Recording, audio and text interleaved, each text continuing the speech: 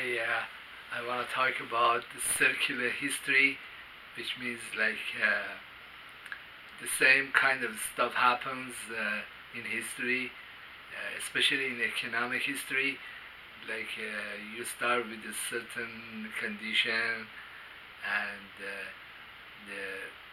the young people in the society they don't like the way things are turning up. All their money is getting stolen.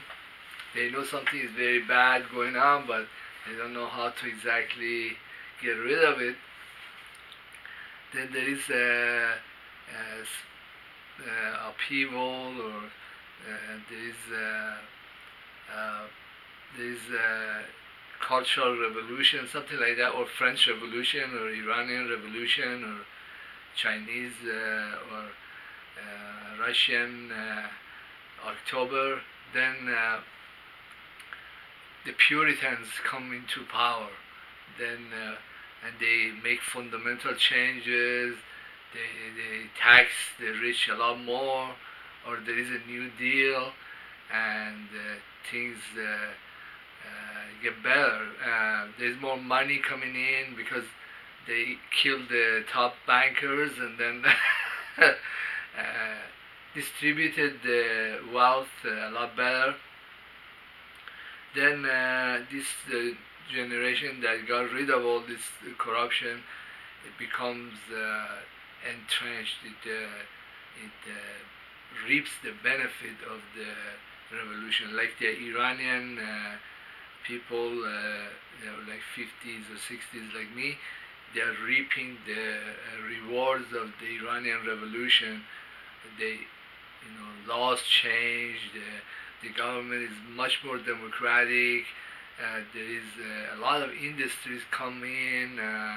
The wealth gets distributed a lot better because there isn't the entrenched bureaucracy and entrenched bourgeoisie to steal all the money, and they become the new baby boomer, and so then another generation, which are their sons or daughters, they come up, and usually, like right now, a lot of the Iranian jails are full of these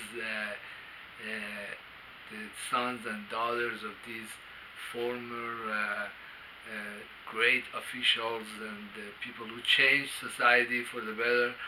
But their sons and daughters grow up in a society that somebody else built, and a wealth that somebody else generated, and they take everything for granted. They think, oh, this is what's going to happen now, and they abuse things. The seeds of the new bourgeoisie comes up, and the thing about the rich is that they lacks in moral values and codes that you need to run a fair economic system, and they don't really like socialism because it doesn't have all the glamour and bells and whistles that capitalists have, and it doesn't promise that you're going to become a billionaire. It just promises, hey, you're going to get a share of the pie. You didn't say the whole pie or a large share of the pie, but you're going to get a nice share of it. And then this goes on. The third generation, which is really the sons and daughters of the second generation, they're even more corrupt and more stupid and more complacent, and they seldom create new industries. They seldom venture out of their neighborhoods. They are the losers, the loser generation.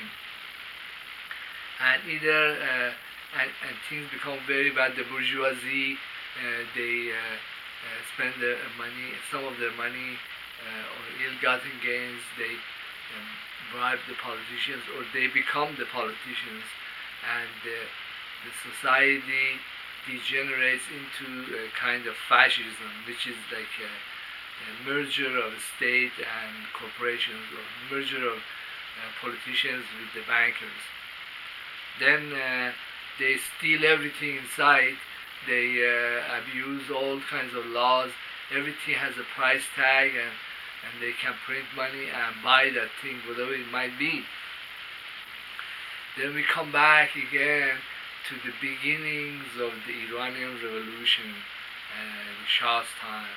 And when you see these societies, or American society right now, you see that there are two characteristics of these societies. One is the intense or widespread corruption and theft of national resources, and laissez-faire capitalism or neoliberal philosophies flourish, and they come out and they condemn socialism, they condemn any kind of reform. Everything is like piecemeal changes to society, and then something else bad happens. There are disclosures and truth bombs, and the people on the bottom, which is not a lot of them, they get outraged, and there is yet another revolution, or Gilets jaunes, or French Revolution, or Russian October, and then we start all over again. This goes on. But the interesting thing about this cycle is that because humanity is acquiring greater and better technology, in each end of the cycle, the bourgeoisie, the rich, the corporations, they acquire a lot more money and resources, because of all these technologies or industries that come in, they generate a tremendous amount of return. But this return gets siphoned off very quickly. In fact, this new bourgeoisie is very much able to give out a large and better portion of these ill-gotten gains to the population, so they will not revolt. For example, I was watching Kaiser Report, and Max was saying that Amazon alone could generate like basic income for many people, the amount of money that they have or resources.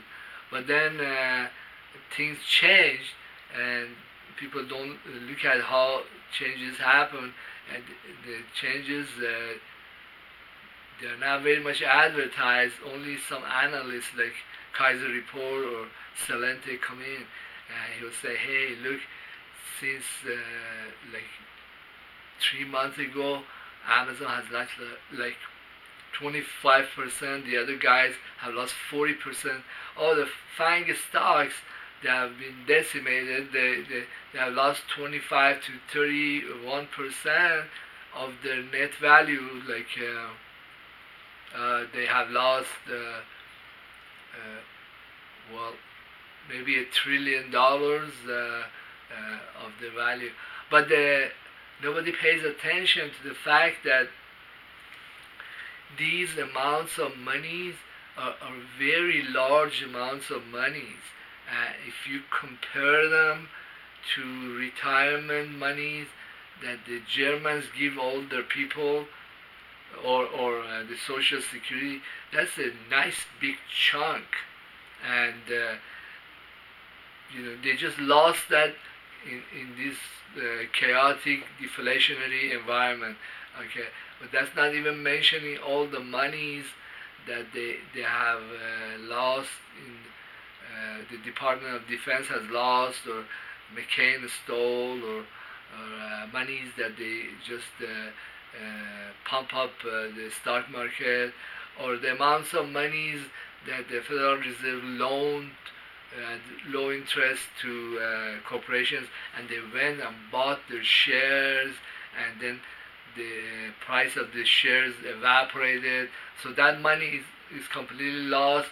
Also, the valuation of the company itself got decimated. I mean, if you had a calculator and you were adding all these things, and you say, "Oh my God, this capitalism that's so wonderful and beautiful," and all these analysts like Peter Schiff say, "Hey, the slippery slope to socialism. Socialism is so evil." Yeah, but what is the greater evil is what we have, which is the end stage of capitalism or new liberal philosophies, is more evil than any kind of socialism we could come up with. Well, I was watching this movie, Apocalypse Now, and in the movie, there is this agent from the government, U.S. government, who goes into Laos, and he finds this rogue U.S. Leader, military leader. He's like has gone completely berserk. He kills anybody. He's like Genghis Khan in the middle of Laos. So everybody in the movie knows that this agent from the government is going to kill this guy. I mean, at some point in the movie, even the criminal rogue element knows, hey, I'm going to get popped. But I don't know why the movie keeps going when all the actors are conscious that, oh my God, I am going to get popped. But that's what capitalism is. It degenerates into fascism, and then the fascism does all this stuff. But the real fascism went on a killing spree throughout the world, and I don't know how they had to stop it. But there are other forms of it that capitalism degenerates into. So this is like a cyclical economic histories. Actually, in the Kaiser report, I heard that they had done some archaeological research on some, I think it was like Maya or some South American civilizations, and they saw that every 500 years, I don't know how the cycle runs now, but 200 years or 300 years, there is a section of the town where their bourgeoisie was completely burned out, and then the rest of the society, nothing had happened to the houses, and then they went on, they rebuilt their civilization, but they had to kill their bourgeoisie, they had to kill their rich, they had to, somebody came in and told them, hey, you're going to give a new deal, you're going to give huge portion of your income as taxes to make sure that these guys, they don't turn all communist. Well, thank you for being in my YouTube channel. I value your audience, and please leave comment and also subscribe. Thanks.